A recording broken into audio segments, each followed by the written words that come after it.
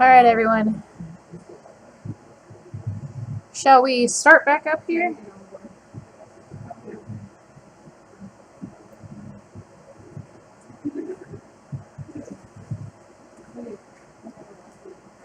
All right. Before we get rocking further here, let's talk about your homework submissions. So, on Basecamp, in the message board, and then I also posted it in Campfire, is the link to where you can upload your assignments to. So it's going to give you a OneDrive link or a OneDrive option for our OSP class. And what you're going to see in that folder are 3 submission folders. What you're going to want to do is you're going to want to go into the appropriate folder for the assignment that you're submitting and upload your file there.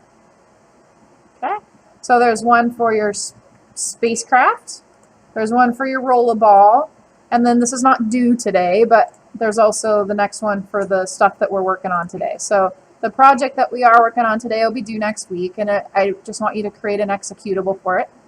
Okay? So you'll upload your materials to that drive. Does that make sense? Yeah?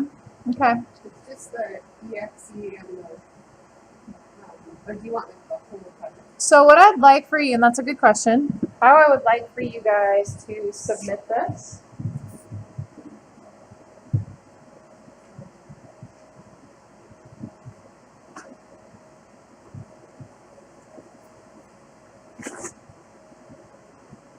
Is I want you to create a folder with your name on it. So give me your last name, your first name, underscore whatever the project is. So if it's a space carrier, call it space carrier. Okay. Then I want you to make sure that you're dragging your data folder from your build and your exe. I need your data folder in order to run your exe. So when you do the builds for the files that you created in Unity, you're going to give me both of these. I'm going to go in and I'm going to test your name that you created. So you'll do that for each project that we create. Make sense? Any questions with that? I did ask you for a Microsoft login. Is it? Yeah. Let's see, yeah, this is what I wanted to also do this now so that we can. Oh, okay. So you might need to create yourself a Microsoft account to do that, to do this. Because you know, do we need to create a Microsoft account to access it? So, for whatever reason, it's asking them for a login. Oh, it's asking all of them? Yeah. I do have a OneDrive account. The lady who needed but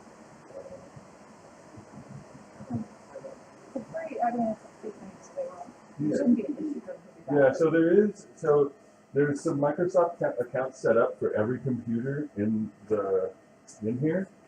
There's a number on your computer, like yours is OSB 8. It's a fairly long Oh, yeah, Microsoft. they can create their Oh, own. or you can create your own. Yeah. Yep. Yeah. If you don't want to create your own, then you can use the You one can up use this there. big, huge, long. Otherwise, if you create yourself a Microsoft username and password, it's not going to ask you. It's a simple create, it's free. Yep. It's not going to require anything from you, but it will allow you to jump in and access stuff, especially if you're at home. Yep, and OneDrive's pretty good. Yeah. So,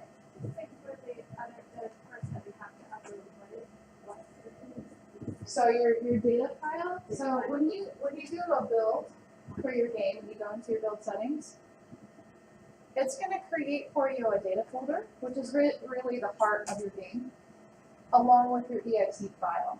And I need both of those in order to play your exe. So these will be the 2 things that you'll put in your folder with your naming convention on it. So when I download these, I should see a bunch of folders with your names on them, and then if I go within those folders, I'll see the bigger folders and the ACs for the games that you guys are doing. Are there other questions? Does that make sense? Okay, good.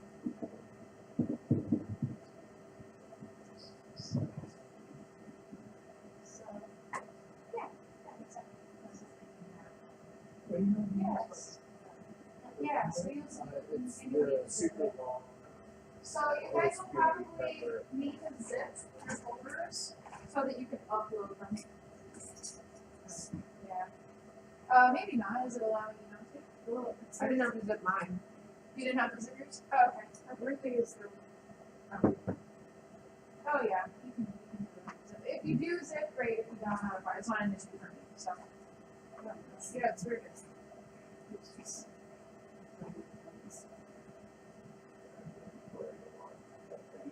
Log out of my Microsoft account. It's recording. So yeah, that's what I'm saying.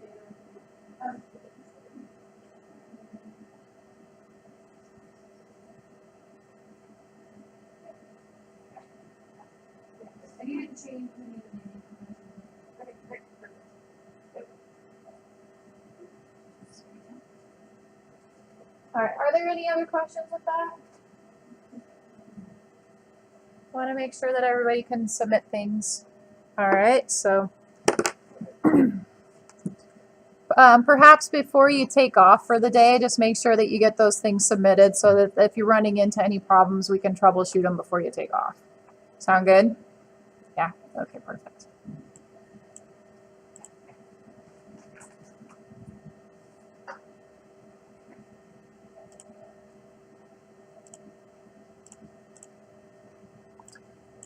Okay.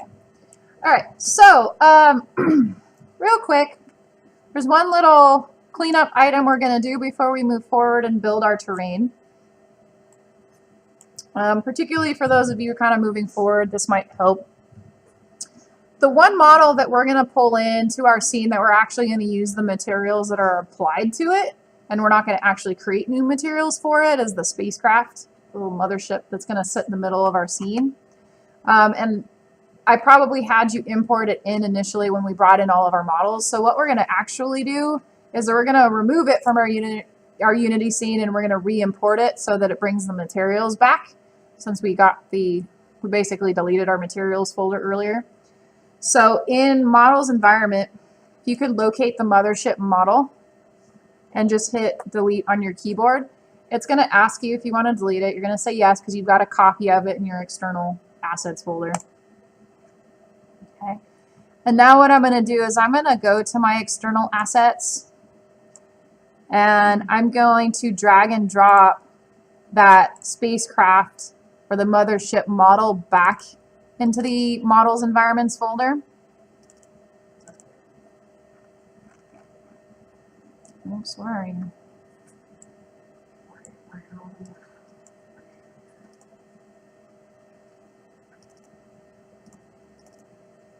Oh, did I delete it out of there? All right, that's okay. Hang on 1 sec. I'm going to pull mine back out of here. Oops.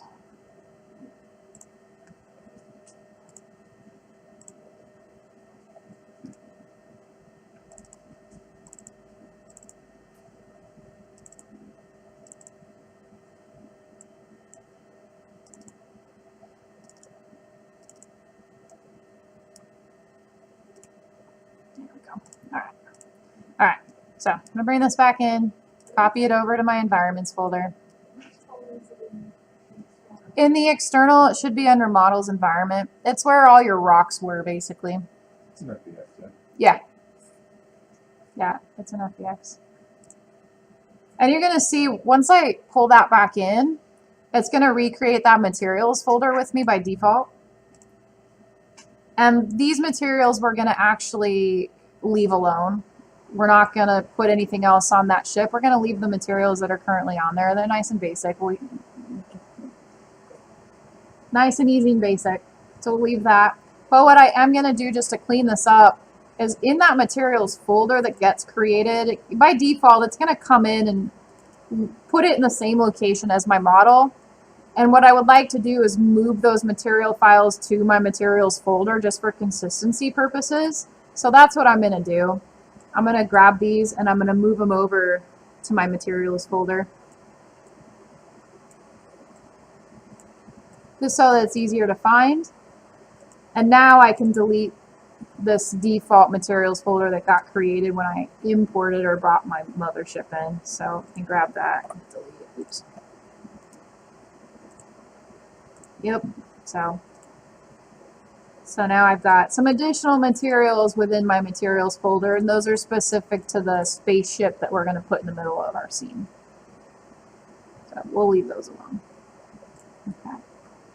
So just a little cleanup before we get rocking. All right, so what we would like to do now, we would like to create a map for our player or our sphere to roll around on, right? So what we're going to do is we're going to create what's called a terrain. In our main menu, if we look under the Game Objects menu and then scroll down to 3D Objects, within the subfolder of 3D Objects, about 2/3 of the way down, there's an option called Terrain. I'm going to go ahead and click on that. And it's going to put a terrain in the middle of my map, or in the middle of my grid. The next thing we need to do is we need to set up the size of this thing, or the resolution of this thing. So in our inspector, I'm going to look at my terrain section, which is the second section down, and I'm going to click on the option for the gear. Now, not to be confused with this little gear in the upper right hand corner, the gear that's actually on the terrain menu options. It's the farthest one to the right. Okay. So these are our settings for our actual terrain. Okay. I'm going to scroll down to where it says resolution. And then where are you? This little resolution section. And what I want to do is I want to adjust the size of my terrain. And I'm going to make this about half of what it is. I don't need it to be quite so large. So I'm going to type in 250, 250 by 250. Okay, for my length, my width, and my height. So terrains are going to be generated from height maps, and all that is a grayscale image that we're essentially going to apply to this, or Unity is going to apply to this for us, where white, pure white, okay, will equal the terrain height of 250. So at any given point, it's only going to be able to go 250 units up. Okay. Pure black is going to be at 0. We're seeing pure black right now, so there's no height to it. But it's white. How can it be black when it's white? It's not what the object looks like in the scene, it's the map that's applied to it. And you're going to find this when we deal with textures. You have to kind of look at what the texture map is doing. And Unity is going to be actually kind of doing this for us. We're not going to actually go in and apply a height map to this right now. It's just keep in mind that that's what's going on in the background. Okay. All right, so what we're going to do, remember, don't overthink it. I'm going to say that a lot, I have a feeling. Don't overthink it. All right, so let's rename our terrain. We can call this, call it really whatever you want. I'm going to call it desert. But I don't care. Have fun, be creative. Now what we're going to do is we need to create some bumpiness. Our mountains, our hills, some definition to this thing, because this isn't very fun to roll around on. So what I'm going to do is on my terrain options in the inspector, I'm going to click on the first icon, which is the raise option. And I'm going to go in and I'm going to select a brush that suits me. I'm just going to start with the first one. It's a nice soft brush, so we'll get some nice curvature, little hilly aspects to our terrain. And I can come in and I can adjust the brush size to whatever sizing I want. It's entirely up to you. I've got values that I've used in the past on your notes, but you do not have to stick to those values. And in fact, I would really want to encourage you guys, when I have stuff like this in attributes where it's like, okay, this is what this attribute does. Here's a value attached to it.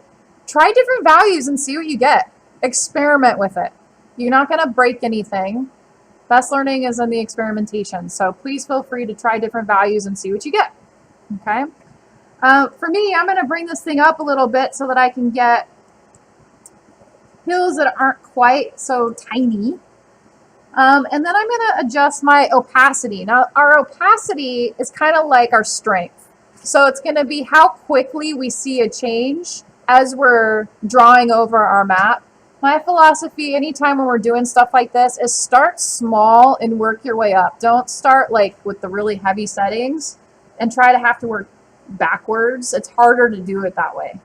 So if you start with smaller strength settings as you roll over certain parts of your map, it's going to be additive, right? I can keep adding to that and grow those sort of the peaks, if you will. So I'm going to start with my opacity. Rather than 50, I'm going to bring it down. And I'm going to start to just paint on this terrain. And I found that if you turn the light feature off in your viewport, it's a little bit easier to see what you're doing. So everybody look up here real quick. See this little lighting option in the viewport? I'm just going to turn this off temporarily because it's a little easier to see what's happening with my brush. It's a little harder with the lights on. Okay.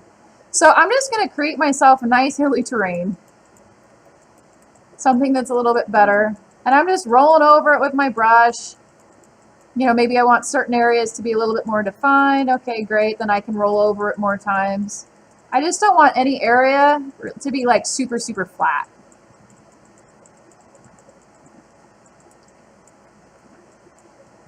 And I'm definitely going to maybe hit kind of at the corners just so that eventually my player doesn't roll off the ends. Although I've done it kind of both ways where I really made it so that the player couldn't roll off the end. And then I've done it where the player can. And I think it's a little bit more fun if you make it an option so that if the player rolls off, you just die. It's one method of death. But it's entirely up to you. Okay, so, you know, there's no right or wrong. Maybe play with your brush sizes, play with the opacity, see what you can come up with. Oops, I wonder too. I can overdrive these. No, okay.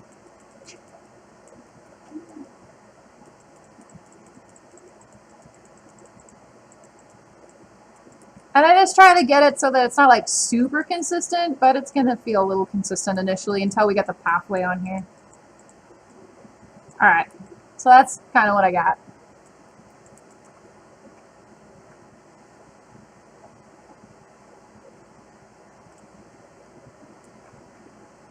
Now, right now, just kind of as a side note, again, don't overthink it, we're basically generating our height map by painting it in. Okay. And that's what Unity is reading in for us. But if we wanted to create our own height map, in other words, go into Photoshop and create a terrain of our own that isn't just painting it in interactively like this, we could do that. And then you'd import it in and it would affect the surface of this geometry. If you were to import it in, what you would need to do is go into your settings button. And down here towards the bottom, we have this height map. And we can do the import raw and import an image in here and it would change the shape of our terrain plane based off of the grayscale values. Right. Now we're not going to do that. We're going to keep it simple. We're going to let Unity do the work for us. So we're going to paint this in. Plus it's just a little bit more fun. Next thing we're going to do is we're going to create a pathway for our player to roll around on. So the easiest way I found to do this is to look down in your Y perspective. So I'm going to click on the Y of my gizmo, and then I'm going to click on the center cube to give me more of an orthographic view. And this time I'm going to turn my lighting back on because in this particular view it's going to allow for some of the shadowing to happen with the terrain that I've created or the hills that I've created. Okay. And I'm going to go ahead and I'm going to maybe click the next softest brush over. And like I said, feel free to experiment with some of these brushes if you want to. For the pathway, I would say for consistency's sake, You might want something that's a little more uniform than, say, the star brush, but have at it and see what you can come up with. So I'm going to just choose this next brush size over, and I'm going to adjust the size down. We'll say somewhere in here. Opacity wise, I'm going to bring this up because I want to have a little bit more strength with this. And now what I can do is, rather than painting on this and pulling up on the terrain, when I paint on it, I want to push down and basically create a pathway. I know that as I do this, the furthest I can possibly go, because I've had this, because of the way this is set up, will be 0. Okay. So I'm going to hold down Shift on my keyboard, and I'm going to start drawing this pathway. Okay. Sorry to interrupt. I was just curious, have you ever seen where Unity will crash when you try to add terrain? It won't crash when you try to add others? No. What is it? Is it crashing every time you add a terrain? Really? Huh.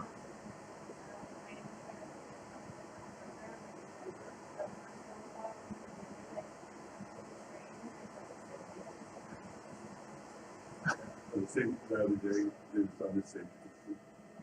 On this one, same one? Yeah, let's try on this. Yeah, let's jump, because that could, I know I have not seen that. And I wonder if it's hardware specific. Fine. It doesn't really give very helpful error messages. Probably It says it's going to submit a report to Unity. perfect. That's helpful.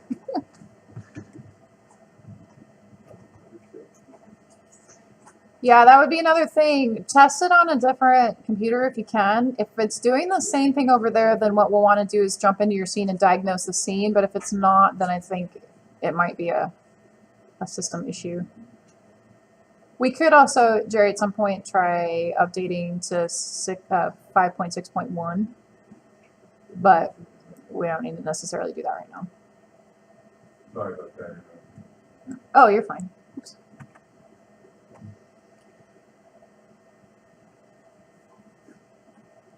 All right.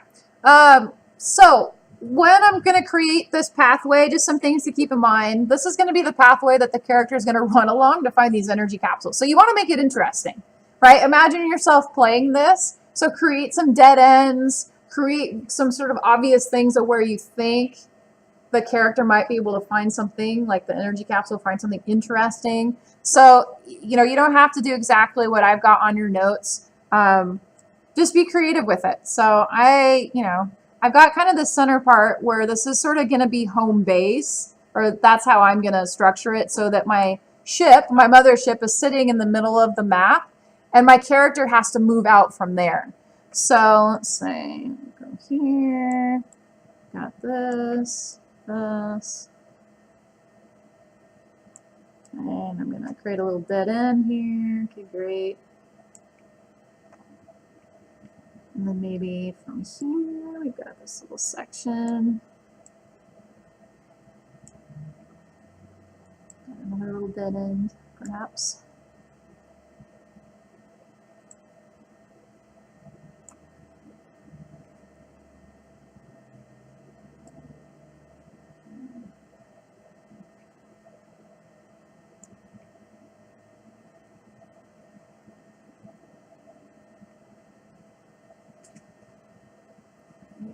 Here.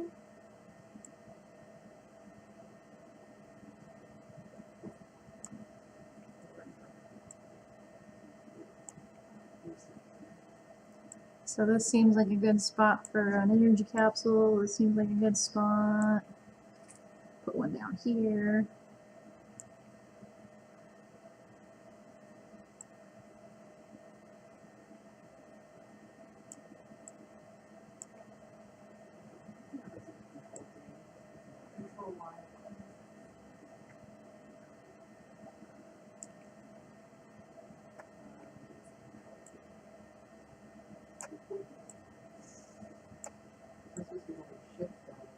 Oh, right. Let's see, maybe there's one back over here. All right. You guys get the idea, right? Just moving our, however we want to move our character along here, this is what we're doing. All right.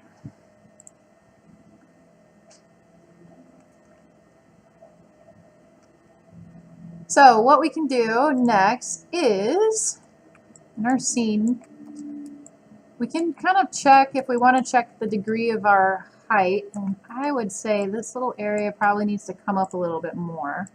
Oop, not that far. So that's that opacity set really high. I want this, I don't want my player to roll off the side, so I'm going to bring up my side over here a little bit more.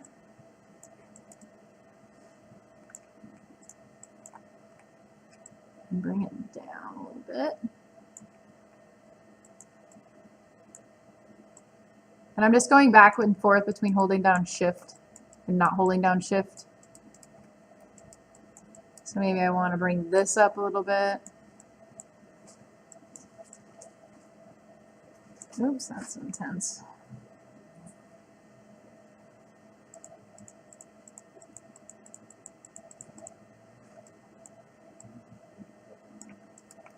So you can kind of go through your map and just adjust as needed.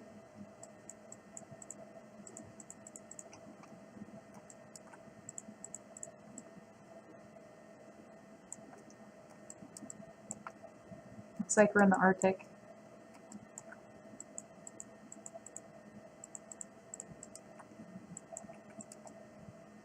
All right, and we can always come back and adjust this as needed.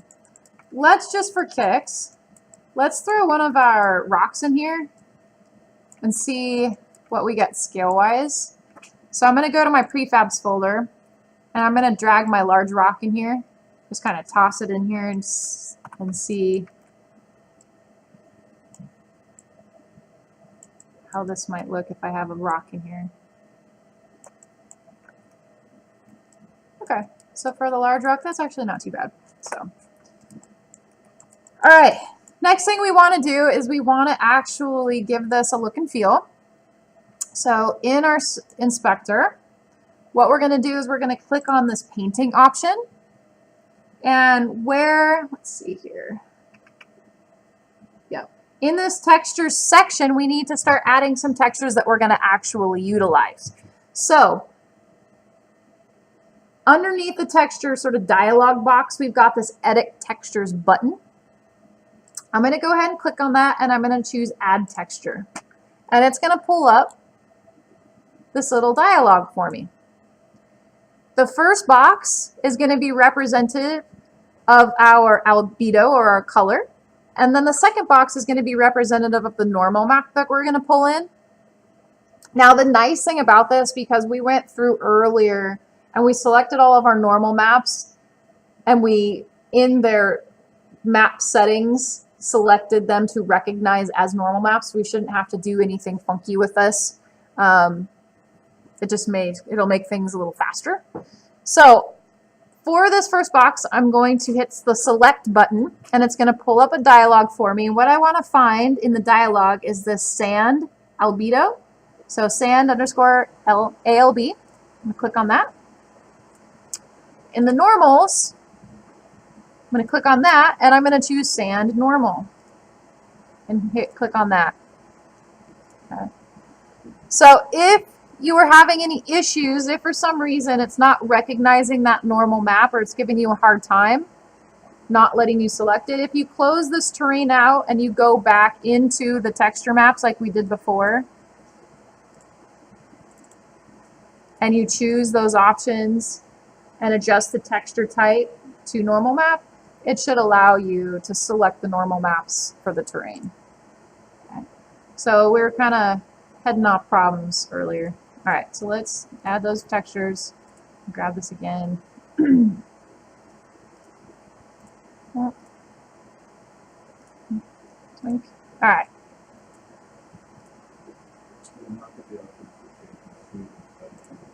What's that?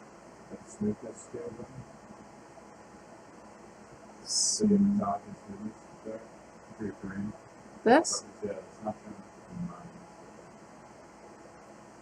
The reason, what are you getting instead? It might be because you're in a spec option, which is fine. You can leave. It's not. We're actually not going to mess with that, so you're okay for the time. It's a shader type. Yeah. Okay. Before we do that, let's see. I want to make sure. Okay. Yeah, that adjusted fine. All right, good. Just kind of I'm making sure to follow along your notes in case you guys are following with me and making sure I'm not skipping over anything.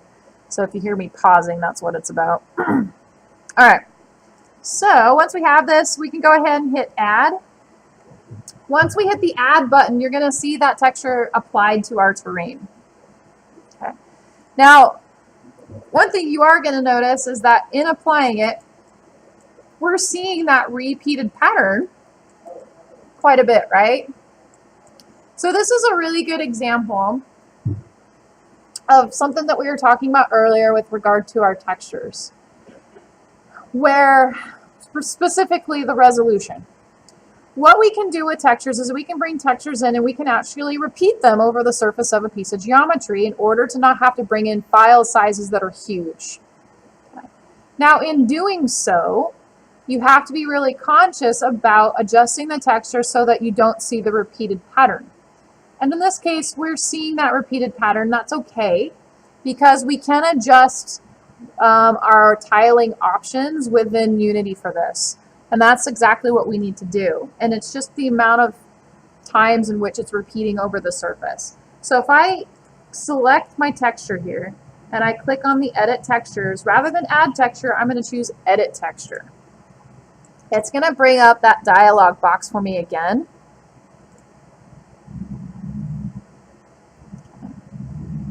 And what I would like to do is adjust my sizing of my X and Y values. I'm going to shift mine to about 20 just to give it a little bit. I mean, you can play with these values to see what works for you. Maybe 25, we can see. That gets pretty hilly. I don't know if I want it to be quite that lumpy bumpy. So I'm going to go back down to 20, but choose a value that you think works for you. Okay. Once we've done that, then we can go ahead and hit apply. And what we're going to do with this is we're going to actually create a compound texture, meaning we're going to use multiple maps to create the look and feel for this. And it's just going to give us an opportunity to add a little bit more detail. So back in my edit textures, I'm going to choose add texture. And what I'm going to do is on my albedo, this time I'm going to choose the rocky ground albedo for that map, and then the rocky ground normal map. And I'm going to hit add. And you're going to see that that's going to add that to my textures, my texture options box. Okay. And you're going to notice within this texture option box, see how I can click on these different textures? Whatever one I have selected, that's what I'm going to actually be utilizing. So I'm going to click on the new texture that I just brought in to highlight it. I'm going to select a brush. And in this case, I'm going to select something that's not so opaque, that has a little bit of just spottiness to it. I'm going to adjust my brush settings. Bring this up a bit so it's a little more broad base. And again, opacity, start low, work your way up. That's always my philosophy with this stuff. Okay. And what we're going to do is we're going to start lightly painting over the high areas of the map just to give those textures a little bit of difference. So we're basically creating a compound texture. And if you scroll in, you can kind of see what we're doing. We're adding some darker rocky areas. And we're distinguishing these higher areas from the lower areas. Now, the one thing you're going to want to be conscious of is if you're putting a lot of this on areas that slope, you might see a little bit of stretching in the texture. Just be aware of that. And in part because we're trying to apply something, a 2D image to a 3D space, right? So I'm going to go through and I'm just going to kind of hit some of these larger areas just to give it some distinction from our pathway. And that really is our point in doing some of this, is we want to lead the character down particular paths. Could we set this up so that the sphere could jump up onto these high points? Possibly. Okay. But I'm just making a distinction with regard to the sort of playable area, if you will.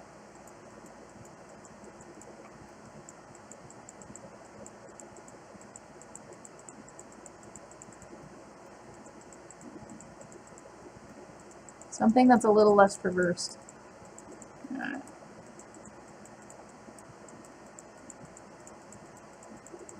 You can add as much or as little of this in these areas as you want.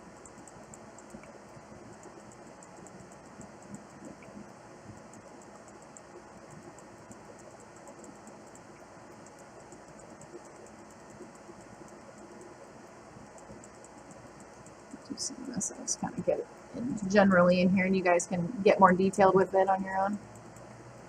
Let's do first size area with this.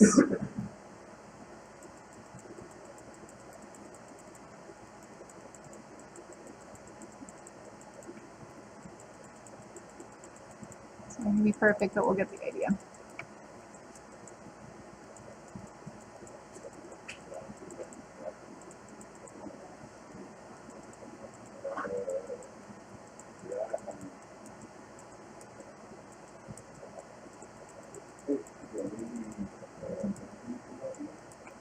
Okay.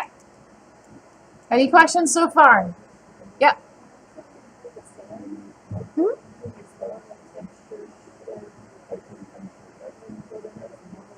Yeah, so to fix that, go to your texture maps folder and go to the environment folder within that.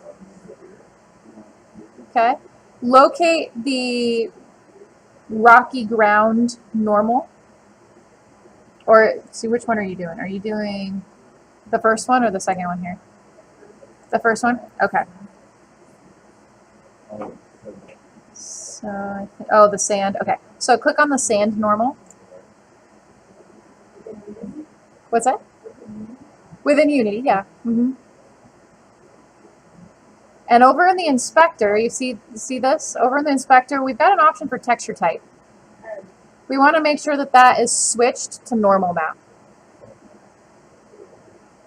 And really, all of your normal maps should have that switch. That way you won't get an error with it. But if you do get an error, this is how you fix it. So you'll go ahead and change that to normal map, and then when you go back to your terrain and you try to bring that texture in, it should recognize it as being a normal map. You might need to close out the dialog box for the edit texture option first, open it back up, and it should read properly now. So give it a shot and see if you've got that. Is it working now? Yeah, good. Okay, cool. All right. Any other questions up to this point? Is it making sense? Yeah. Are you sure? Good. For real? Good. Okay. Okay. Okay. All right. Next thing we want to do is we want to make some distinction for our pathway. So we're going to add a third texture in here, make it a little bit darker, because right now everything is very monochromatic in terms of the value. And when you guys are developing things for games, a trick to forcing players down particular areas is to make it distinctively different in terms of the visual. They might not pick up on that consciously, but subconsciously they are. Oh, this is this pathway. It's continuing this way. It looks the same. I should go down this way, right? So that's what we're going to do. So we're going to start painting the lower areas of the map a different color. So let's add a distinction color for the pathways. So again, I'm going to go back. I'm going to go to my edit textures. I'm going to add a texture in. And this one's going to be red dirt. So I'm going to click on albedo. I'm going to choose the red dirt albedo option. And then for the normal map, I'm going to choose the, where is it? Red dirt normal. Close that out. Hit add.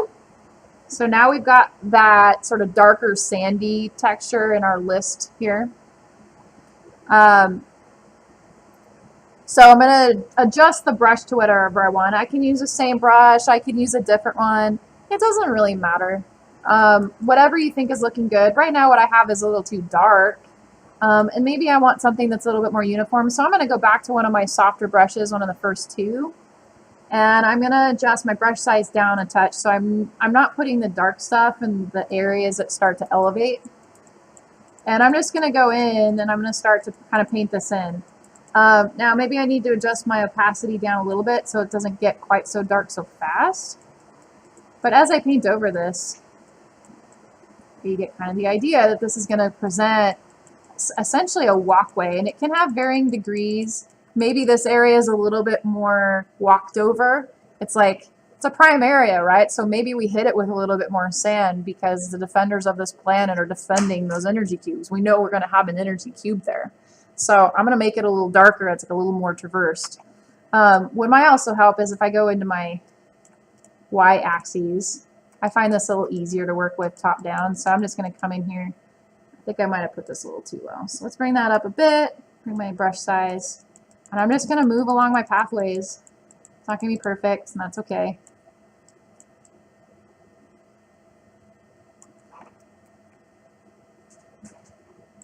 I want to add some, and if it crosses over some of the hilly areas, that's okay. I just want it primarily to be in those walkways.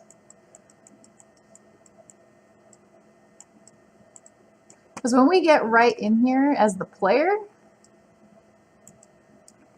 like think about if you were standing in this space, you're not going to really register an extreme difference other than you know that these are areas that you're going to want to walk down.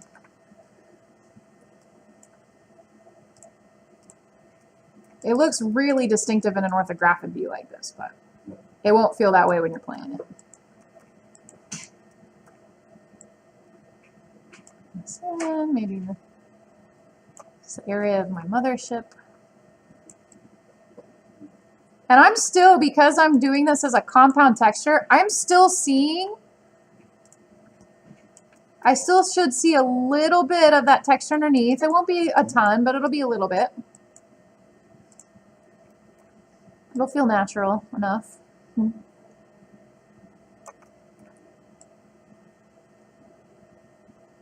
And a lot of that's going to be dictated by the opacity that I'm using too. And I'm just kind of, you guys will take a little bit more care about what you're doing than what I'm doing. I'm just kind of tossing it in here. But ordinarily, what I would do is I would do varying opacities in different locations. And I would be adjusting my brush size. But I don't want to waste too much time doing that stuff here. So just defining this pathway.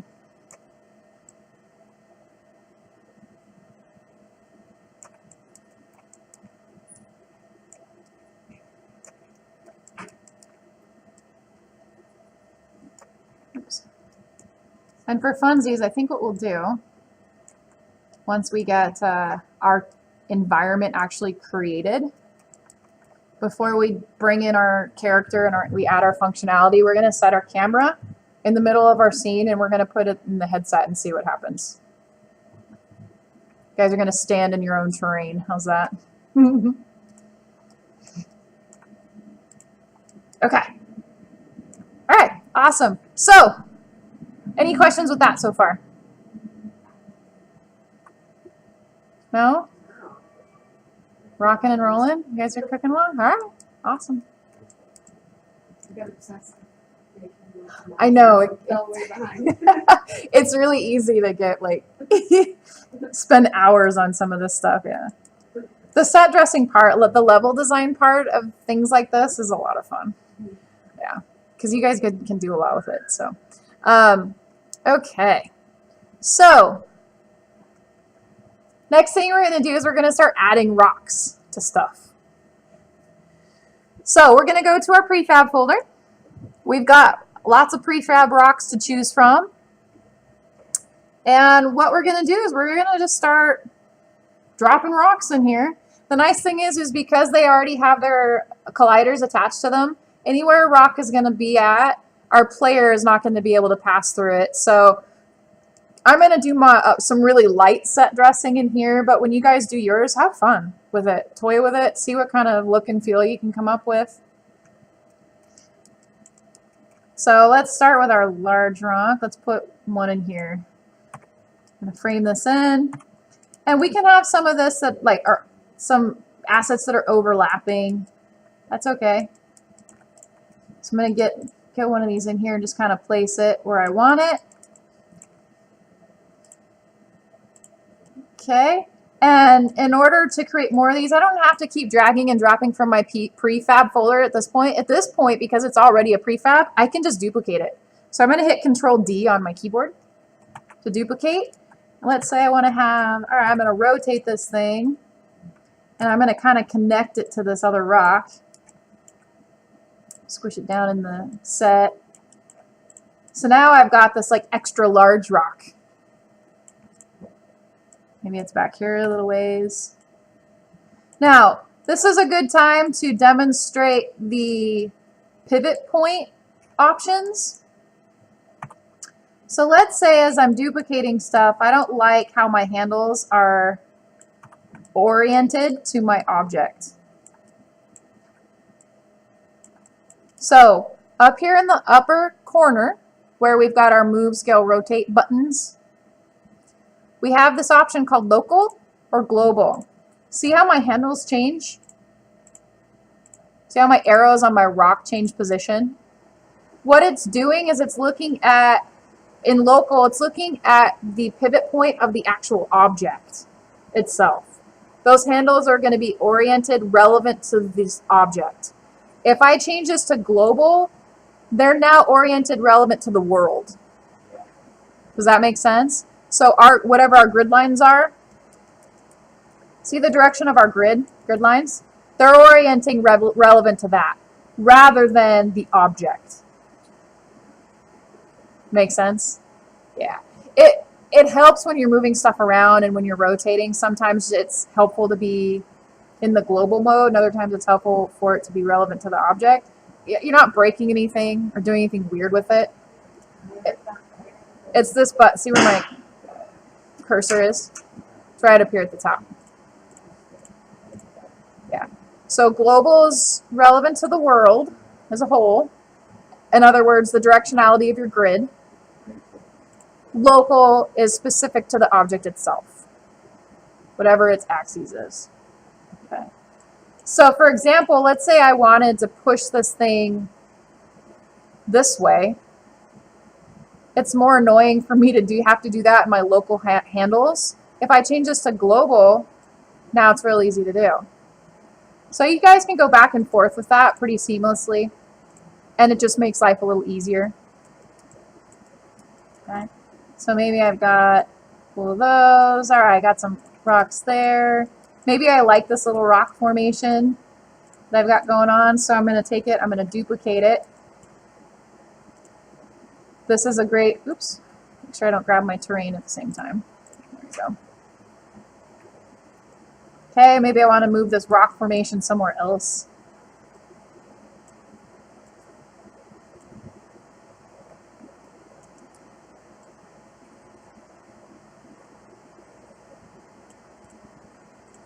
Okay, I can make adjustments to rotational values and all sorts of stuff. Okay. So I could throw a series of these on my map, duplicate it. Maybe I want one over here.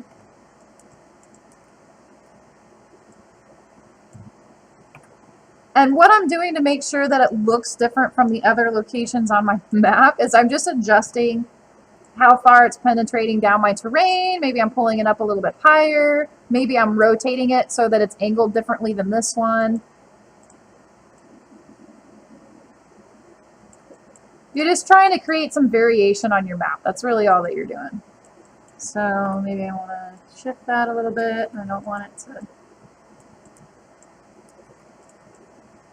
So I got a little rock there that my player will bump into. And then I can start going through and adding my other rocks. So, you know, maybe I got another one here. And I'm just creating obstacles too for my player. So think about it from a player perspective. You want to have some challenges while you're rolling around this terrain. And if you add things that you're bumping into, you're adding additional challenge. So if an enemy is attacking you or coming at you, it's going to be a lot harder for you to manipulate your player around this rock than it would be just to go a straight ahead movement, right? So those are the little things that you guys are going to kind of think about with this particular setup that we're going to do. So I'm going to throw some things there. Maybe I have a pile in the mix here. So I'm going to kind of rotate this in and down so I don't touch the... trying to not catch the corners, basically.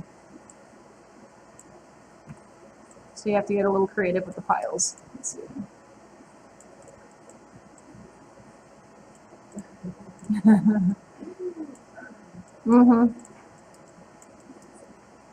That looks a little weird to me, but we can toy with it later. So what you want to do is you guys want to go in and you just want to start adding objects to your scene. Make it look interesting. Make it challenging for the player. Maybe we got more of a rock formation here.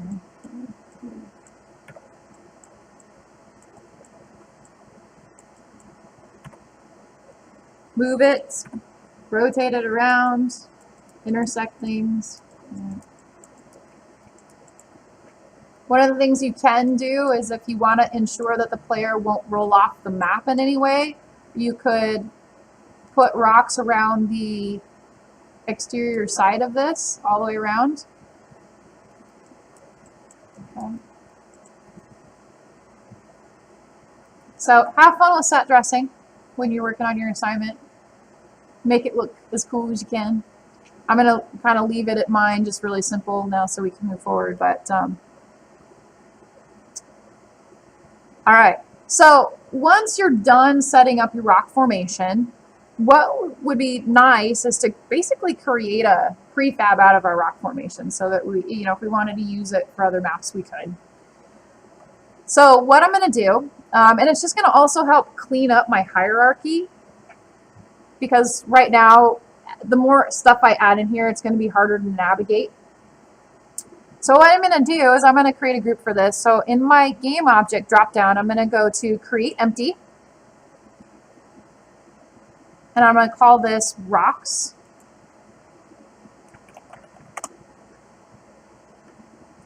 And I'm going to reset this new object to the origin.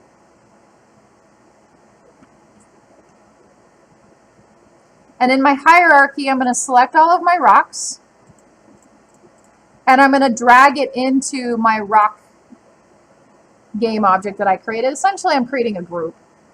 I'm just grouping this. It's going to help keep things nice and clean, and it will allow me to select all of my rocks at one time if I want to. All right. So it's just an organizational thing. If we wanted to create a prefab of this grouping, we could drag our rocks group down to our prefabs folder, and now we have a prefab of our rocks. So When I did that, all of my rocks came out of the group. really? Yes. So I just put them back in. Yeah, try it. Try it again. See if it happens one more time. I'm a little ahead, but my enemies can pick up pickups, but my players can't. Huh. I'm behind it. Yeah, but I thought they just weren't working right, and they just grabbed it. there could be a number of reasons for that, but I'll have to address that on a individual because we're not there yet as a collective. All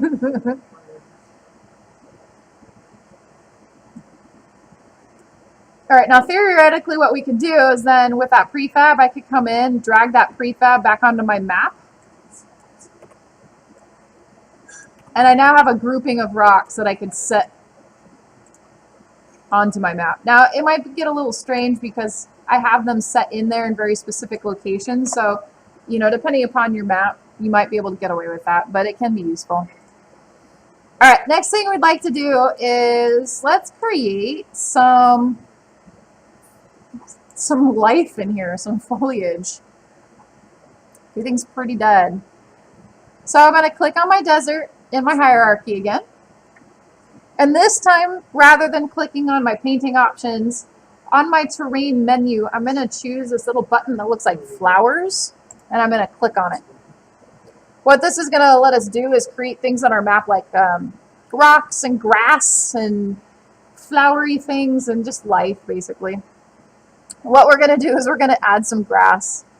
So under the Edit Details button, I'm going to click on it, and there's an option for Add Grass Texture. I'm going to go ahead and click on that. Okay.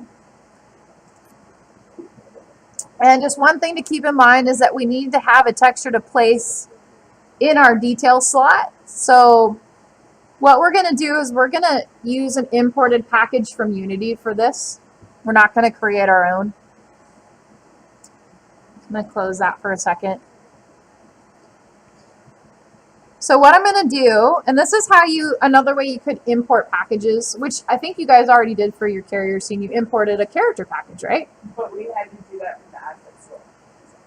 Which I think what happened is, did you do it at home too? Did you have to do it at home? You did? Oh, see, mine comes in with my install. I think it might be in the install settings. Yeah, because I've never had to do it through the asset store like that. But it's good to know that you can. Install, you say that you want The asset package. Yeah. Assets. Yeah. Yeah. So they probably just didn't do that. Yeah. Yeah. All right, so I'm going to click on my assets folder. I'm going to right mouse click. I'm going to choose import package. And what I'm going to select is the environment option. And it's going to take a second to think. All right, so it's going to give us a bunch of stuff to toy with. And we actually don't need all of this stuff. So I'm going to just pull my drop-down menus all the way up. We can uncheck the cross-platform input. We can uncheck editor. We can uncheck utility. And then within the environments drop-down, let's pull these up too so we don't have all this extra crap we're looking at. Okay.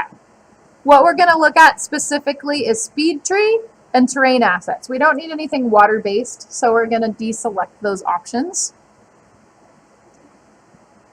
Once I have those selected, now I can click the import button. And it's going to create a new folder in our assets folder called standard assets once it reads in, just like it did when you guys did the character stuff. Okay, so we now have the standard assets folder created, and we've got this environment subfolder that has a bunch of textures and other things in it that we can tap into.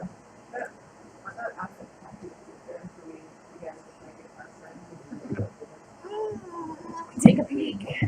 Sorry to interrupt. Oh, does anybody else not seeing the asset package? I even tried just moving the folder over from the Unity project, and that didn't work. I still had to import it. Yeah.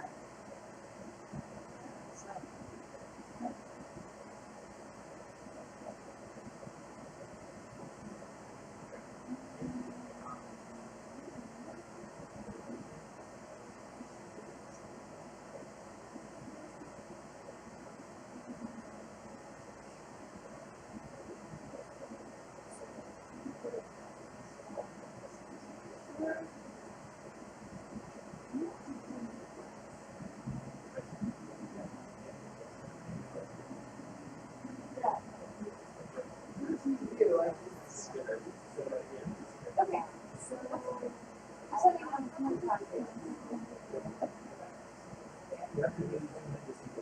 Yeah. Oh my God, that's a lot.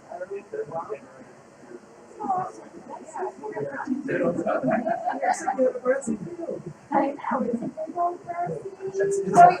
Once it tells you to adjust the brush size, It's a big old grassy field. All right, so what we're gonna do, if you need to download it from the asset store, please feel free to do that. It looks like that's probably what some of you guys will need to do if you're working on these machines since the assets weren't installed. All right, so what we're gonna do is we're gonna get so that we've got our set dressing, and then we're gonna put ourselves in this environment. But let's get our grass in here because it's just kind of fun. We're gonna put our grass in. We're gonna put in our dust. I think that's the main two things, and then maybe put our spacecraft in there as a nice little frame of reference. And then we're gonna put a camera in there and stick ourselves in there. Why not? I just learned as people are doing this that if you're zoomed out, you can't see the grass. Yes. Yeah, it Spend does. about 15 minutes on that. Right? Yeah. Yeah, and that's that has to do with just performance. It's so you're not seeing things that you don't need to see until you're on top of them. Yeah. All right. Once we have that asset package installed, now we should see our grass. So let's go in here. We're going to add our grass texture. Okay. So in our detail texture, this is where we're going to assign it. So I'm going to click on the little circle. And now, because we've added in all of those extra textures from the asset package, we've got all this stuff to kind of toy with. So what I'm going to pull in, scroll down here, I'm going to add this first grass. You can toy with some of the other options if you want. If you want to do the second one, cool, play with the second one. But I'm going to use that first one. Close that out. So now that's what's going to recognize as our texture when we start to paint our grass in. So a couple things to look at. Our noise spread is just going to position as we start to paint our grass in. What it's going to do is it's going to put it in there with a little bit more randomness when we paint. So you can adjust the noise spread for that. The billboard down here, we want to leave that checked on because that is our planes that are going to get generated when we paint this in, but the texture is actually going to be applied to. So what's happening with this thing, as we paint our grass in,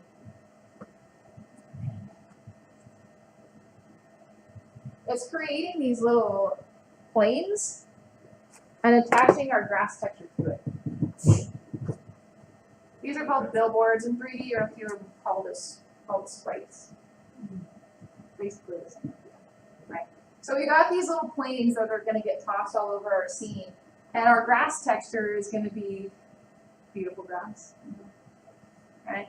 Plastered on our plane, and it has an alpha channel to it so that we can see through the parts that aren't grass. And as these planes are sitting in our scene and as we're moving around them, they adjust to the facing angle of our camera. So they kind of move along with us so that we don't see the weird plane effect. Okay? So similar idea for those of you who have worked in a 3D package, it's similar idea to how sprites work in Maya or Max. Okay. All right, so I'm going to go ahead and hit add. So this is going to add an element right here in our details for us to paint in, just like we did for the terrain. We can also do compound foliage by adding in other assets. For now, we're just going to stick to the grass. So I'm going to come in again and I'm going to adjust my brush size to something that seems manageable. So probably somewhere in there would probably be okay. Opacity, I'm going to bring this way down. I'm going to bring this way down. I'm going to bring my target strength way down so that I'm not like drawing in giant gobs of grass patches. I want it to be sparse, yes. All right. The other things that we can make some adjustments to in our settings, so if we click on our setting option, down in the tree and detail objects section, we can adjust our density down a little bit. So this detail density, we can adjust that down a touch. that will help create sparse grass for us. All right, so I'm going to go back to my grass option or my foliage option here. And let's grab one of these brushes. It's a little sparse. And now I'm going to start painting in some grassy areas. And for me, I'm going to keep the grassy parts kind of in the upper part of the terrain to dictate that those are elevated areas. Now, before I get too far along with this, we can make some adjustments to how our grass looks. So in our edit details, we can choose edit, and we can adjust these color sliders. We click on them. We got healthy color and we got dry color. As I make some changes to this, you can see the coloring of my grass shifts. So you guys can go in and make some adjustments to that as you see fit. We can also go into our settings option, and under our grass tint, we can make some additional adjustments there as well. Okay.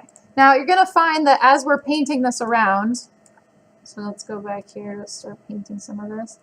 You're going to get grass in spots that you don't want, like on the side of the hill like this. If you hold down Shift or Control in those areas and you paint back over it, it's going to remove the grass in those spots.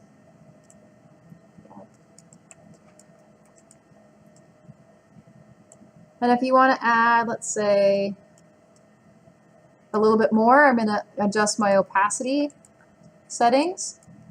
And you do have to be careful with what your camera is doing, because as you zoom out, it's going to pull those off your screen. It's just a performance thing. So we're not rendering things that we don't need to.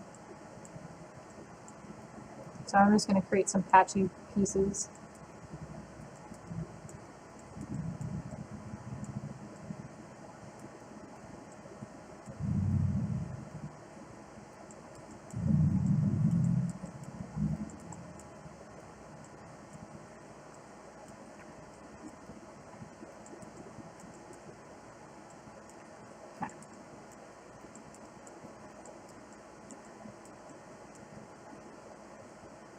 All right, we'll say for the moment we're happy with that.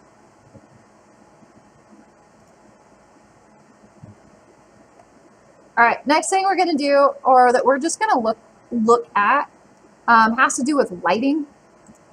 I'm going to pull out of that. So by default, a directional light gets placed in our scene, which is down over here in the left-hand corner of our terrain. Okay. And so things to keep in mind with directional lights. When you have a directional light in your scene, it's basically emitting light or casting light infinitely in all directions. It's going to give you really nice ambient lighting, which makes it perfect for things like the sun, which is why it gets created in here by default. One thing you're going to notice that as you translate this thing or you move it, it's not going to affect your light. What affects your light with directional lights has to do with rotational values. So if you come in and you start to rotate, and make sure that your light button's back on, by the way, in your viewport so you can see what you're doing. As we start to rotate our light, you can see how the lighting scheme shifts. That's what adjusts your light for directional lights specifically. Translate does nothing. Rotate is where the power is at. Are there any questions with that so far? Okay. Okay, perfect. Couple of things that we can look at with regard to the directional lights attributes. Color is very much as it sounds. We can change the color of our lighting scheme. Right now we have a little bit of a yellow tint to this, so it's going to give us a warmer feel. If I wanted a cooler feel, what do you think I might tint this to? Any ideas? Yeah, blues, purples, that kind of thing. That would give me a much cooler. So if I was going less desert and more snow region, Arctic, I might consider changing this color value down a little bit. Something more in the bluer range. We can adjust our type of light. So we've got spot and point lights. So point lights are going to be good for things like light bulbs, things that have sort of isolated sources. Light bulbs, candle lights, lamps, that sort of thing. Spotlights, very much as it sounds, it has very specific directionality, and it's very true to what you'd see like a traditional spotlight looking like in a theater. Okay. Okay. So we'll leave that. For now, we're just going to leave it at the default directional lighting. Okay. So for the mode, we take a look at these options. We've got 3 options for lighting modes. Real time, which is probably what we're just going to leave it at for the moment, is dynamic lighting. It's updating with what's going on in our scene. So as the character is going to move around, the shadows also update. Okay. Things to keep in mind. When we're in VR, we're going to try to avoid using this. The reason is it's computationally heavy. Now, will we, in this class, try to push some boundaries? Yes, because that's where the fun's at. But just keep in mind, kind of as an overall, this is an area where you have to, if you have to knock down some computation time, this is a good area to do it in. Right. Baked is one of our options. There's that word again, right? Baked. So it's going to take the lighting and put it into texture form. Textures of objects. So the only issue is dynamic objects like our character, for example, it's moving around our scene. And that's what I mean by dynamic, is it's moving. It's not static, it's dynamic. It's interacting with the scene in some way. The downfall with this is it's not going to cast shadow. Right? Our objects will, because we can bake that information into a texture map. But our characters that are moving around dynamically, it's not going to update like that. Right? Because it's now into a static texture. This one is the least computationally heavy. Right? So it might be something to consider for the VR scenes. And then we have a mixed option. So the light will stay stationary. It'll bake static information, but it'll keep dynamic objects at real time. So it's kind of like a nice happy medium between the two. So we could definitely try to push limits with this. So, and it would probably be the best option actually for our VR, depending on what we're running it on, because it'll bake down that static information that we just don't need to keep running every time we process through. Okay. Intensity, just as it sounds, we can make it really bright in our desert. This is like 120. This is normal desert. This is intense desert.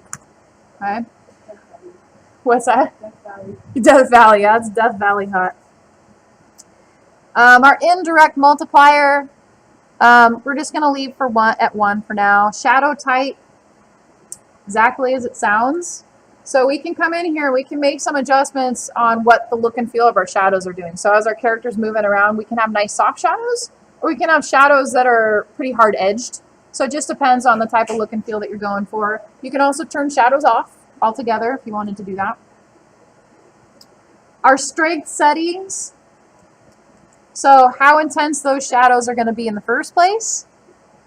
And then we've got cookies. So what we can do with a cookie, we're not going to do it for this, but what you can do is you can actually cast shadows into your scene using a texture map. So an example of this, let's say I have a 3D scene of a desk and a lamp, and I'm typing on my computer, right, in the CG scene, and I want my shadows to reflect that light's coming in from a window behind me and it's casting through tree branches. Would I want to model those tree branches and window if I'm not going to see them just to cast a shadow? Not really. But what I can do is I can paint an image of those tree branches and window, plug it into something like this, and I'll see the shadows cast through my light without actually needing the geometry to do it. So it's just some tricks that we can do to help knock down computation times. Okay. So if you guys want to go in when you're putting your scenes together, if you guys want to go in and you want to play with the lighting, please do. experiment with it. See what kind of looks and feel you can come up with just toying with the lighting itself. Okay. Is it, would it be crazy for you to do an example of what you just talked about? What do you mean change the picture of a window and a tree? Like, where would you do that? I won't run it through here because I don't have the files set up for that, but I'll show you an example. Because I do have an example that I teach in my CG classes usually. So, let's do. I should have a sample of it here somewhere.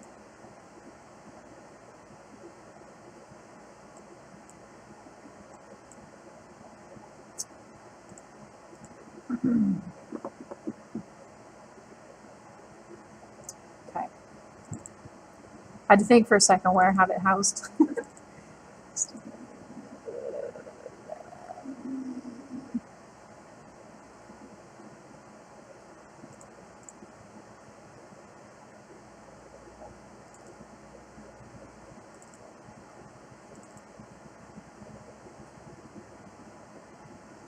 Okay.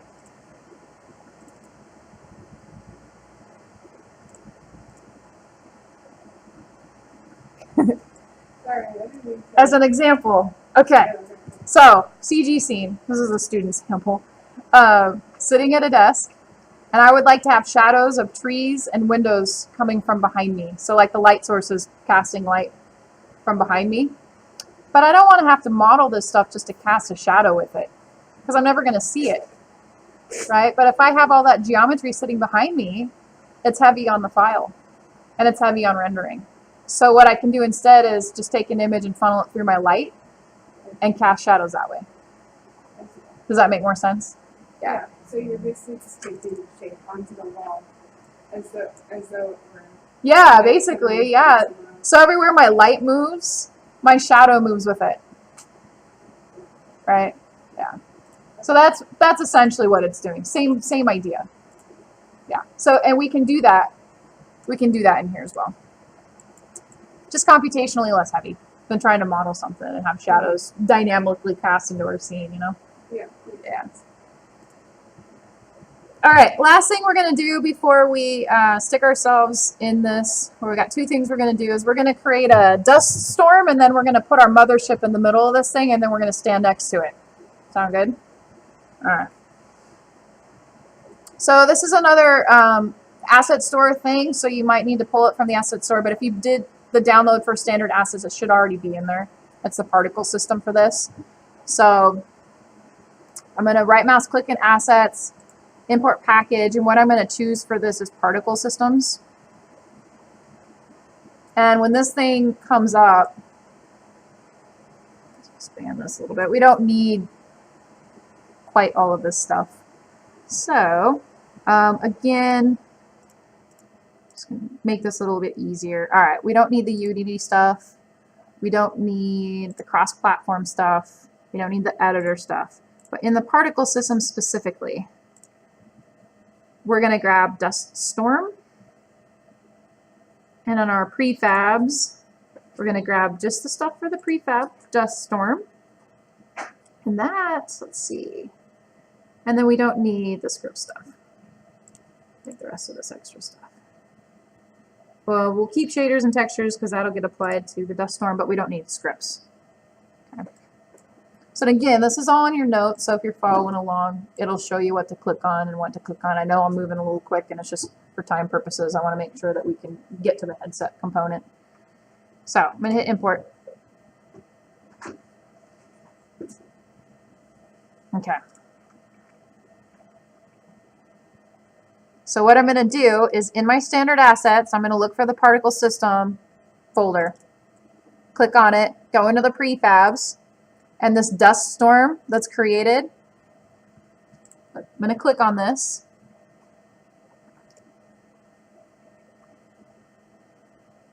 And I'm going to drop it in my scene. Okay. And you're going to see right away, see how it's creating dust for me? Yeah. All right, so in the inspector, let's make a couple adjustments. So for position,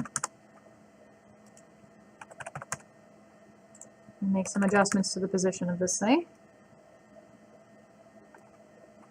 And on my shape, let's see, where are you here?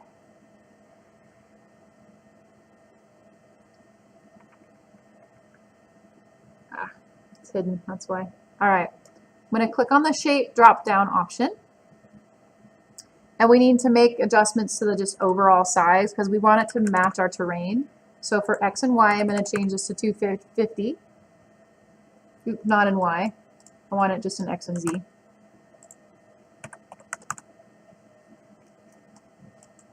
Let's put ourselves down here.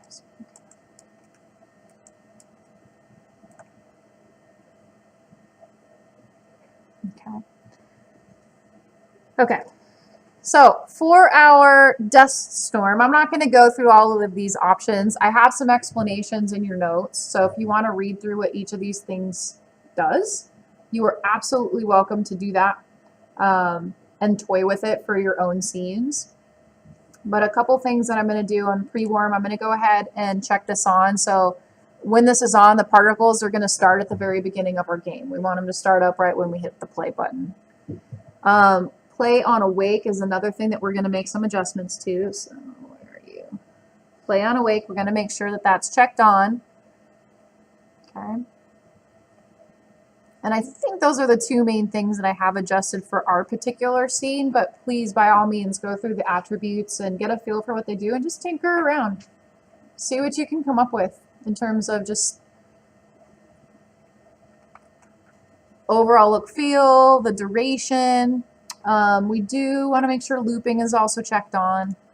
Okay, so I'll let you guys tinker with that on your own. Okay.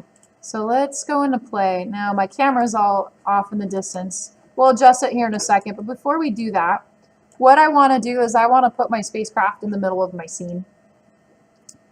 So this is going to be the mothership, which is sort of the hub of where everything's going to go. So go to your models, go to environments, drag your mothership to where you want it to land or where you want it to reside on your map.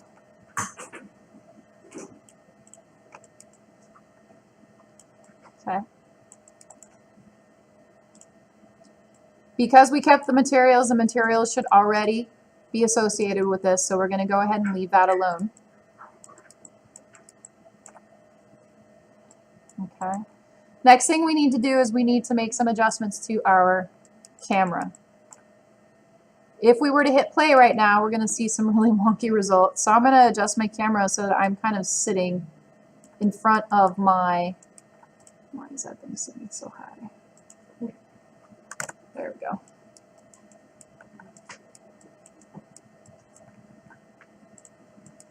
So I'm just basically looking at my spacecraft. And I want to look at this so that I'm catching some of the rocks and some other cool stuff when we step into this thing.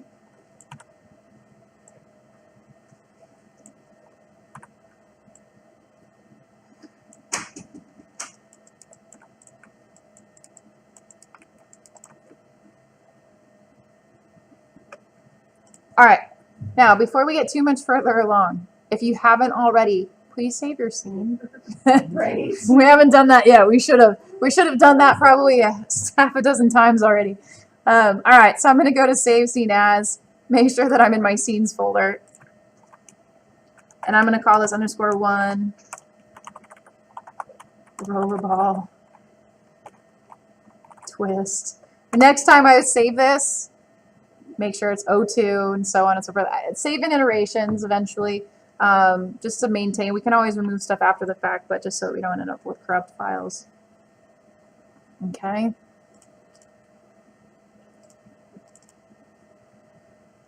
Okay. So, next thing we're going to do, you're going to be sick of how easy this is.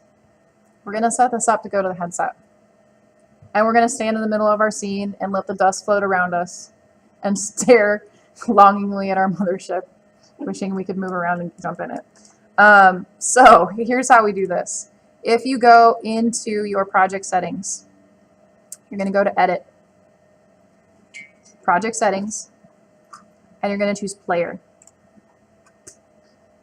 In the player settings, what we're going to look at specifically is under the other settings drop down. And we're going to choose virtual reality supported. Is this all at the end of your I have this specifically in your VR setup overview. I hadn't anticipated doing this right at this stage, but I want to make sure that we can jump into it while we're in class here just for fun. Right. So it's in the VR setup and overview. It's the very first page. Yeah. So wait, how did you get to player settings? So edit in your menu, project settings, click on player, and yep, that's it. And then you're going to click on the other settings drop down. Okay. And within that, you're going to check on virtual reality supported.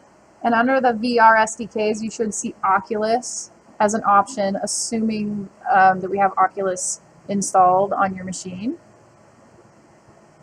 Okay.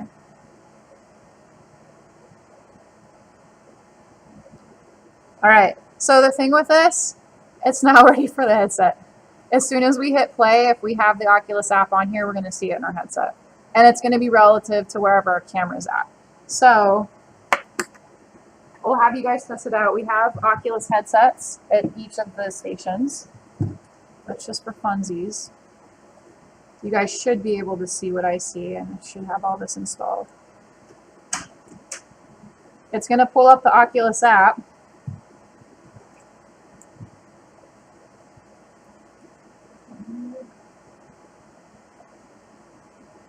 Oops.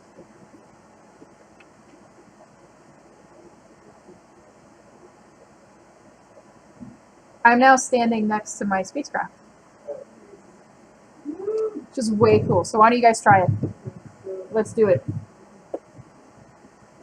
And if you want to, if someone wants to come up here and put the headset on, if they're not as far along, you guys want to see it, please come up here and you can test it up here. If you're near a headset and you want to give it a shot, do it. Yeah. Just make sure, if you have questions, look at your notes. Let me know if you have questions. Okay? Isn't that crazy? Yeah. Anyone else want to try it up here? We have to sign in. Yeah. That's it. What's that? What's this to sign in to Oculus? This account is like, if I sign it, you can use, Yeah, it's you can you can use use that it. file information. Okay. Yeah, you can use that one, or you can use your own too. Yeah, you guys all have a certain level of admin privileges on your logins, so you can use your own login, your own Oculus. Is that crazy how easy that is? It's nuts. I just want to walk around. I know. So that would be the next thing is, yeah, go ahead. Go ahead. Oh, is, you know, the functionality component, you know, that's where we, for this particular class, get into a little bit of gray area because that's coding.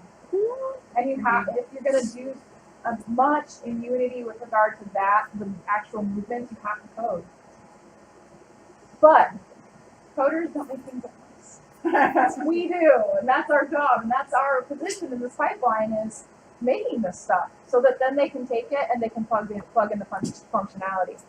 Now, with the documentation that I'm giving you for the VR setup, there are test files in with that are on Basecamp that you guys can walk through. Most of that is just explanations of things, but you can hijack code out of there and apply it to scenes like this. And you should. Just to test stuff out, right? So, oh, I'm sorry. I'm just how do we set up Oculus on our computers? Oh. Sorry, was that like a surprise? Oh, that's a good question. Yeah, I just kind of anticipated. So, go to your web browser. Okay. And actually, setting up Oculus on your home systems or your computers is actually not too hard. So, go to your web browser real quick. I'll give you. Oh, if you're doing it on this, it should already be set up. I have to. Oh, you're just going on. Okay. Go to www.oculus.com/setup. Is this the thing where you have to kind of computer set up to install it? It'll check. Yeah, set up on these? Oh, Those Yeah, systems. you sure we have it. Well, actually, those systems aren't powerful enough to actually run calculus because they have like the graphics. That we have one Oculus set up in each table. so, Next slide. or if you want to test it, I will. yeah, then you can do that. Yeah, we try to get everybody with an Oculus computer, but Sure. Hey, Jerry, if they maintain things, if they maintain objects on their, or files on their desktop, the systems don't wipe or anything. no, they don't like it. It'll be on that computer. If you want it, no matter what computer, you put it on your H drive. There's an H for home directory, and that way, no matter where you set, it'll be accessible. I've noticed a lot of people are putting stuff on their desktop, which is fine, but that's only available when you set it. Yeah, I noticed that too. So I'm signing in, like, looking for my files. Yeah. Yeah. Unless you put it on the H drive, it won't be. It'll only be accessible. On the computer. Yeah. Yeah. Isn't that cool? I'm only done is just killing the little all one. Well, I'm playing with this Steve. Okay, I'm sorry. Crazy? Everybody jumped way ahead of me. Oh, wow. So cool.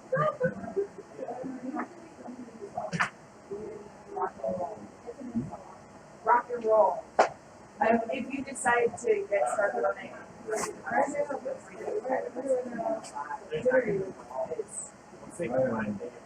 Really, really? right. No, it's so cool. So for the next one, That's weird. Can you see that? Yeah. But I look down. Yeah. Yeah. Wonder when that happens. It's like I guess it's someone Yeah. Right. Yeah. Yeah, it's weird. The grass is just like a flat. Yeah, it's like moving. It's kind of wild. Right. So crazy. There's like moving around. Trying I to chase want that ball. that. Yeah. I want to start building projects. Sure. Oh, really? Is that Yeah. changing with the ball? Yeah. Oh, you're doing it. I'm doing That's so loud. Yeah. Yeah. Like a cat. like team player, VR game. On the ball. Yeah, really.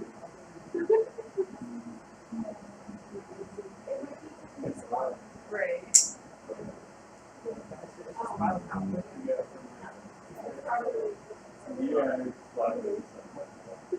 Well, it might be more crazy. Create your, like, little universe. Paradise. I'm gonna create, you know, something like But it's all talent, right? Yeah, you're being vacation with your final project. So, Yeah, exactly. exactly. Exactly.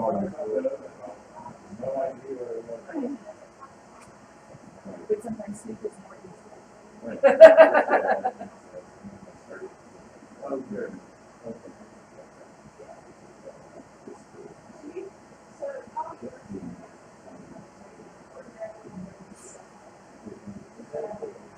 Awesome.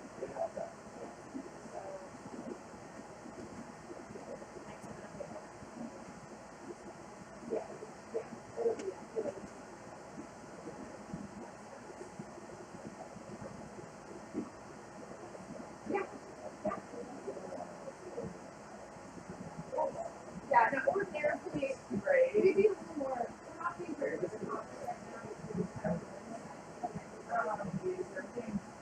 Yeah,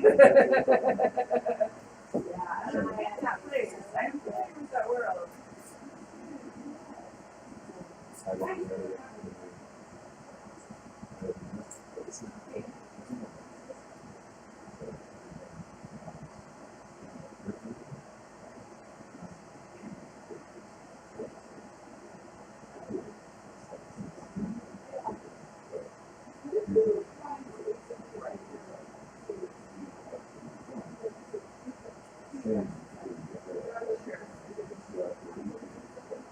Yeah, those geometric environments, is that like city state work or yeah, we bring on.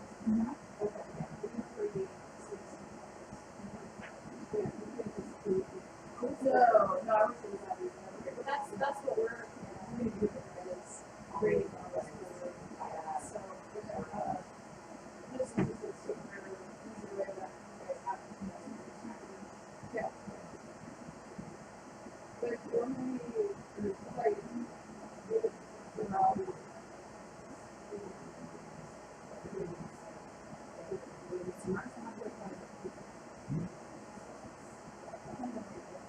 yeah, something more like quality visual. So my empty is like I feel like we thought that here's we're starting at 0, we have to get to 100, and so this is the trajectory, right? But for those of us who don't know the language, we really needed it to be like this. So that has my medals.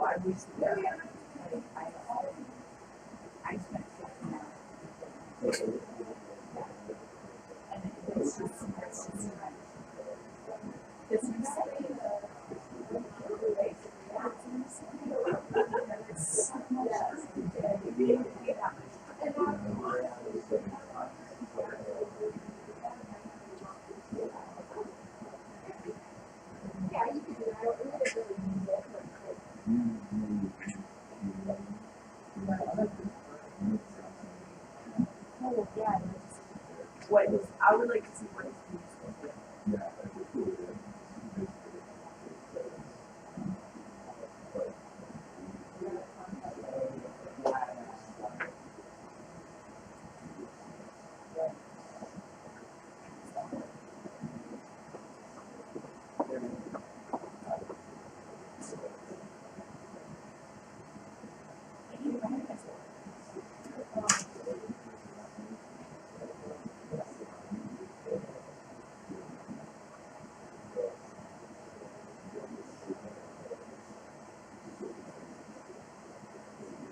that's better.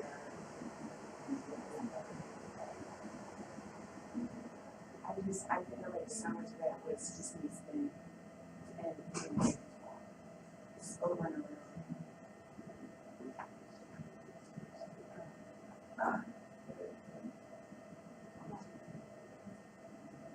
I know what I would.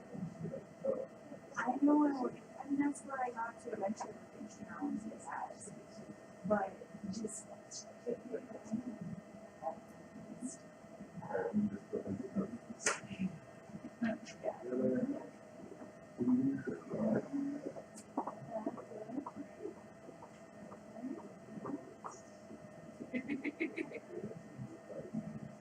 I think so. Yeah, yeah. As long as yeah, that's what it is. Yeah. But you'll be able to get it. Okay. I mean, it's just really close. Yeah. Then you can go to that. I like it a lot. I just like, oh, all right. Yeah. No, definitely. I'd like to get it. So what's going on here?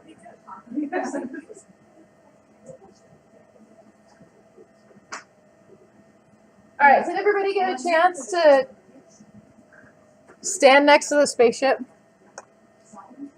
Not officially. Not officially? Come try. Oh, you got to try it. I'll see it in the morning. Yeah. We'll see you. Have a good week. Yeah, 'cause are you?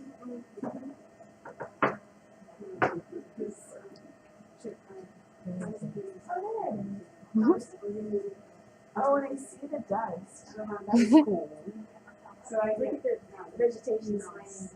right. So, I have a question about large asset files when I'm moving to my Git repository with this stuff. When you're doing what? When I'm moving to my Git repository. So through code, through the dev class, we have a source repository that we're using. Ah, okay. You might be And it speaking a just, little and bit. no, it's okay. It throws up an error, but it doesn't cause any actual problems. That's not my question. Oh, sorry. Do you commit these, or what's the best practice for these things? You're asking the wrong lady if you're talking about Okay. GitHub. You guys don't use it when you do development work? Not for the asset creation side of it. Oh, you don't? No. So you You're passing all some you're other way. yeah, you're passing that stuff. I'm usually passing that stuff off in other ways, or at least that's been my experience with it. My GitHub experience is pretty minimal, so I don't want to speak out of like so to speak. So that would be a really great question for Michael, though, in terms of how they prefer to. Well, my receive. understanding from Michael was that everything that was everything that was not necessary got ignored through that git ignore file. It's not accurate. Well, it depends on what you say you're getting. Uh, They're asset files, so it's Right. I've just been like, yes, they're big. Upload anyways. Yes, they're big. So our other projects, or like when we get these done, Mhm. if we want to try them in Oculus, like come in and during lab times, that's all that we have to do. That's is it. go, okay. Yeah, you just have to position your camera somewhere Right. the reasonable on your scene, and that's it. Like, Okay. it's really that easy. It's kind of pretty scary. Do you have any familiarity with like the Oculus or Vive controllers and how to put those in the scene? Or is that a Michael? That's going to be a functionality thing. I can tell you, although I don't specifically talk about the hand controllers, Right. just to give you an Yeah, because I idea. haven't read through that yet. Yeah, just to give you some of the idea with regard to the functionality component, and that is all functionality thing, right? Because you have to script in how your camera's interacting in your VR scene, and you have to script in how things are moving, and then how you're gazing and looking. Those notes are in your VR setup, stuff that I'm giving you. Cool. So most of it aren't action items for you guys. They're In read this through class. in this class. Right. They will be for Michael's, I'm Right. sure. I'm giving you the code for this in the VR Right. sample. So all you have to do is open up that project structure in Unity and pluck around the files. Right. The code's already in there. The scripts are already there. The document I'm giving you is explanations. Right. Explanations of what's happening, basically. From the CG side of it, we deal very little with the functionality component. So right now, as we're sort of getting familiar with Unity, we're in a little bit of a gray zone because it's, Sure. Like how much is animation? well, how much is the coding and how much is the Right. asset creation? And in order to really show things in Unity, you have to show some of the functionality. It doesn't Right. make sense. So once we get kind of past this week, now we're going to, for us, we're going to be all in asset creation mode. Right. You guys will deal more with the Unity side and the scripting side Sure. in Michael's class from here on out. So, but it sets the foundation. At the very least, you will have an idea of how Unity falls into the pipeline, Right. how the asset creation falls into the pipeline versus how the functionality part falls into the pipeline, and how it all comes together. If you have those understandings, then it makes it a little bit easier, I think, than to have a clearer picture of where it's heading. Right. But without that information, it's like, okay, I'm creating this stuff, now what? Right. Does it just animate? Does it just move on its own? No. Not really. We wish. To make life easier. We sure wish. Yeah. All right. Thank Yeah, you. you're welcome.